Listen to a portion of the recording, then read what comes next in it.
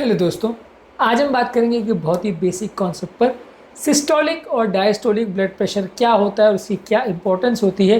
Blood pressure नापने वाले लोगों के लिए ये एक बहुत ही इंपॉर्टेंट कॉन्सेप्ट है। अक्सर लोग समझ नहीं पाते हैं या कंफ्यूज करते हैं इन दो सिंपल टर्म्स के बीच में, जिसकी वजह से मैनेजमेंट करना या डिस्कशन करना कई बार मुश्किल हो जाता है। आज इस बहुत ही बेसिक कॉन्सेप्ट पर बात करेंगे कि सिस्टोलिक यानी कि ऊपर का ब्लड प्रेशर क्या होता है और डायस्टोलिक यानी कि नीचे का ब्लड प्रेशर क्या होता है। टॉपिक पर जाने से पहले जो लोग हमारे चैनल पर नए हैं उन्हें रिक्वेस्ट करूँगा कि चैनल को सब्सक्राइब करें, वीडियोस को लाइक करें, शेयर करें, फॉलो करें, कमेंट करें, पूरा देखें।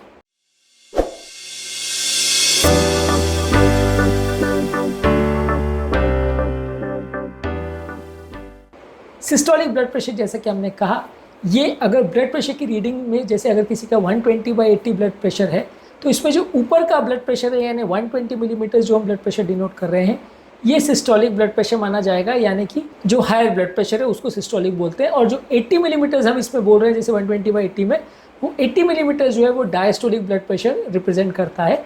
सिस्टोल का मतलब होता है वो फेज हार्ट का जब हार्ट पंप करता है। डायस्टोल का फेज वो होता है जब हार्ट रिलैक्स करता है। नॉर्मली हार्ट एक बार कॉन्ट्रैक्ट करता है, एक बार रिलैक्स करता है, यानी पहले सिस्टोल में जाता है, जोर से ब्लड को पंप करता है, फिर रिलैक्स करता है, फिर पंप करता है, फिर रिलैक्स करता है, ये ऑल्टरनेट होता रहता है। उसी तरह से ब्लड प्रेशर में भी ये ऑल्टरनेट होता रहता है कि एक बार सिस्टोलिक फेज में होता है, एक बार डायस्टोलिक। जब हार्ट सिस्टोलिक फेज में होता है तब वो एक्स्ट्रा ब्लड को नली में पुश करता है, जिसकी वजह से नली के अंदर ब्लड ज़्यादा भर जाता है। जब ज़्यादा ब्लड बढ़ता है तो आसपास की जो ब्लड कॉलम है या आसपास की जो नलियों की दीवारें हैं उस पर ज़्यादा प्रेशर एक्सर्ट होता है, जिसकी वजह से ब्लड प्रेशर ज़्यादा महसूस होता है और ऐसे लोगों की नलियों पर ज़्यादा प्रेशर पड़ता है, जिसे सिस्टोलिक ब्लड प्रेशर बोलते हैं। जब हार्ट रिलैक्सेशन फेज में आता है तो वो एक्स्ट्रा ब्लड प्रेशर जो वो पंप कर रहा होता है वो नहीं कर पाता है, यानी कि रिलैक्स कर रहा है हार्ट, तो मान लीजिए जो एक्स्ट्रा ब्लड का जो धार जो नलियों में आया था जिसकी वजह से नलियों का प्रेशर बढ़ गया था वो कम हो गया, जिसकी वजह से नली एक लोअर फेज के लेवल पे आ जाती है। पर ये ब्लड प्रेशर जीरो नहीं होता। मतलब ये कम होने का मतलब ये नहीं है कि ब्लड प्रेशर बिल्कुल जीरो हो जाएगा। ये बिल्कुल ही जीरो हो जाएगा तो उस फेज में ब्लड आगे बढ़ेगा ही नहीं, तो फिर कोशिकाओं को कोई ब्लड नहीं मिलेगा। तो फिर उसका मतलब ये है कि खाली सिस्टोल वाले फेज में जब हार्ट पंप करेगा तभी नली में ब्लड रहेगा और तभी कोशिका को ब्लड मिलेगा। डायस्टोलिक फेज में अगर डायस्टोलिक जीरो हो गया तो कोशिका को कोई ब्लड ही नहीं मिलेगा। तो इसलिए एक नेचुरल मैकेनिज्म ऐसा है कि डायस्टोल में ब्लड प्रेशर सिस्टोल से कम ज़रूर होता है, लेकिन पूरा जीरो नहीं होता, कुछ से कुछ कम पे रह जाता है। इसलिए सिस्टोलिक फेज में किसी भी कोशिकाओं में ब्लड ज़्यादा पहुँचता है, डायस्टोलिक फेज में कम पहुँचता है लेकिन जीरो नहीं पहुँचता। डायस्टोलिक फेज में भी कंपेरेटिवली थोड़ा परफ्यूजन कम रहता है, लेकिन कुछ परफ्यूजन फिर भी मेंटेन रहता है। इसलिए कोशिकाओं को दोनों सिस्टोलिक और डायस्टोलिक फेज दोनों में ब्लड मिलता है। सिस्टोल में ज़्यादा मिलता है, डायस्टोल में कम मिलता है। इन दोनों के बीच के डिफरेंस को बोलते हैं पल्स प्रेशर। यानी कि सिस्टोलिक फेज और डायस्टोलिक फेज के बीच में जो प्रेशर का डिफरेंस है उसको पल्स प्रेशर बोलते हैं। ना, एक पल्स में कितना प्रेशर हार्ट ने जनरेट किया। अगर मान लीजिए किसी का सिस्टोलिक 120 है और डायस्टोलिक 80 है तो उसका पल्स प्रेशर हुआ 120 - 80 यानी 40 मिलीमीटर्स। अगर किसी का सिस्टोलिक 120 है, डायस्टोलिक 100 है तो उसका पल्स प्रेशर हुआ 120 - 100 यानी 20 मिलीमीटर्स।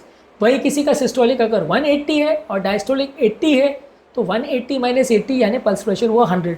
तो कितना ज़्यादा फोर्सफुली हार्ट कॉन्ट्रैक्ट कर रहा है और सिस्टोलिक फेज में कितना एक्स्ट्रा ब्लड जा रहा है उसके हिसाब से पल्स प्रेशर निर्धारित होता है। और काफ़ी स्टडीज़ ने ऐसा शो किया है कि ये पल्स प्रेशर यानी दोनों सिस्टोलिक और डायस्टोलिक ब्लड प्रेशर के बीच का जो डिफरेंस है वो कई बार नलियों के होने वाले डैमेज को डिसाइड करता है। बहुत ज़्यादा अगर पल्स प्रेशर होगा तो नलियों में ज़्यादा डैमेज होगा, क्योंकि सडनली ज़्यादा गश के साथ प्रेशर आएगा, नलियों की दीवार को ज़्यादा डैमेज करेगा। डायस्टोलिक अगर मान लीजिए अगर पल्स प्रेशर बहुत लो है तो वो ज़्यादातर ऐसे कंडीशन में होता है जो हार्ट फेलियर से रिलेटेड होते हैं।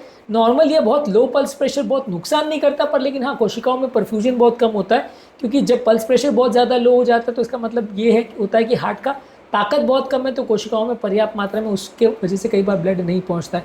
तो हार्ट फेलियर एक ऐसा कंडीशन है जहाँ कंपेरेटिवली पल्स प्रेशर आपको कई बार लो मिल सकता है। यानी इस तरह के केसेस में 90/80 या 90/70 ऐसा पल्स प्रेशर मिलना का भी चांस काफ़ी है। सिस्टोल भी कम होता है, डायस्टोल भी कम होता है और पल्स प्रेशर भी कम होता है, क्योंकि हार्ट की ताकत ही कम है। तो बेसिकली कितने फोर्स के साथ ब्लड एक्स्ट्रा पुश किया जा रहा है वो पल्स प्रेशर से पता चलता है। और दोनों ऊपर और नीचे प्रेशर के बीच में जो डिफरेंस है वो पल्स प्रेशर होता है। ऊपर वाले प्रेशर को बोलते हैं सिस्टोलिक ब्लड प्रेशर, नीचे वाले को बोलते हैं डायस्टोलिक प्रेशर। और ये सिस्टोलिक ब्लड प्रेशर ज़्यादातर डिटरमाइन करता है कि टिश्यूज़ को कितना डैमेज होगा। कई बार ऐसा भी लोग पूछते हैं कि सिस्टोलिक और ब्लड प्रेशर और डायस्टोलिक ब्लड प्रेशर में तो ज़्यादा इंपॉर्टेंट कौन सा है। एक्चुअली स्पीकिंग तो दोनों ही इंपॉर्टेंट है, लेकिन स्टडीज़ ने शो किया है कि टिश्यू को जितना डैमेज होता है या कोशिकाओं में जितना ज़्यादा डैमेज होता है वो आपके सिस्टोलिक ब्लड प्रेशर पर ज़्यादा रिलेट करता है एज़ कम्पेयर टू डायस्टोलिक। किसी को अगर सिस्टोलिक हाइपरटेंशन है तो उसको ज़्यादा टिश्यू का डैमेज होगा एज़ कम्पेयर टू डायस्टोलिक। कहने का ये मतलब बिल्कुल नहीं है कि डायस्टोलिक का बिल्कुल ट्रीट मत करें या डायस्टोलिक को भूल जाए, इससे कोई फ़र्क नहीं पड़ता, ऐसा नहीं है। बट फ़र्क ज़्यादा सिस्टोलिक को पड़ता है। ट्रीटमेंट स्ट्रैटेजी ज़्यादातर सिस्टोलिक के हिसाब से ही बनाई जाती है क्योंकि ये ज़्यादा इंपॉर्टेंट होता है। आज के टॉपिक का बेसिक पर्पस ये था कि डिफरेंस करना कि सिस्टोलिक प्रेशर क्या होता है, डायस्टोलिक क्या होता है, पल्स प्रेशर क्या होता है, ताकि एक ओवरऑल जनरल अंडरस्टैंडिंग बन जाए और आपको समझ में आए इनके डिफरेंस क्या है। जितना ज़्यादा सिस्टोलिक प्रेशर है, अगर मान लीजिए सिस्टोलिक 0.40 को क्रॉस कर रहा है तो उसे हाइपरटेंशन की कैटेगरी मानेंगे। अगर सिस्टोलिक 90 से नीचे कम हो रहा है तो उसको हाइपोटेंशन यानी लो ब्लड प्रेशर की कैटेगरी मानेंगे। यानी कितना हाई या कितना लो सिस्टोलिक जा रहा है या कितना हाई या कितना लो डायस्टोलिक जा रहा है, उसके हिसाब से आप हाई बीपी या लो बीपी को आइडेंटिफाई करते हैं। तो बेसिकली आज का हमारा पर्पस खाली सिस्टोलिक, डायस्टोलिक और पल्स प्रेशर में क्या डिफरेंस होता है इसको समझाना था। उम्मीद करूँगा कि आज के टॉपिक में कुछ नया जानने को मिला होगा। हाइपरटेंशन क्या होता है, कितने टाइप्स का होता है, उसके क्या ओवरऑल ट्रीटमेंट स्ट्रैटेजीज़ क्या हैं, बेस्ट फूड वर्स्ट फूड क्या है, ये हमने बहुत सारे वीडियोज़ में डिस्कस किया है, आप ज़रूर चेकआउट करें। टॉपिक एंड करने से पहले जो लोग हमारे चैनल पर नए हैं उन्हें रिक्वेस्ट करूँगा कि चैनल को सब्सक्राइब करें, वीडियोज़ को लाइक करें, शेयर करें, फॉलो करें, कमेंट करें, पूरा देखें क्योंकि इस तरह का यूज़फुल कंटेंट हम आपके लिए लाते रहते हैं।